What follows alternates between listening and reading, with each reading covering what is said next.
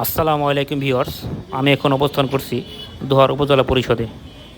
আপনাদের দেখানোর চেষ্টা করব দোহার উপজেলা পরিষদের ভিতরের চিত্রগুলি। তো আপনারা আমাদের সাথেই থাকুন, দেখতে থাকুন দোহার উপজেলা পরিষদের ভিতরের চিত্রগুলো। অনেকেই অনেক সময় দেশের বাইরে থাকেন, দেখা হয় না। তো আপনাদের জন্যই এই ভিডিওটি। আর যারা এখনও দোহারে বাইরে আছেন তারাও দেখতে পারবেন কী অবস্থা দোহার উপজেলা পরিষদের।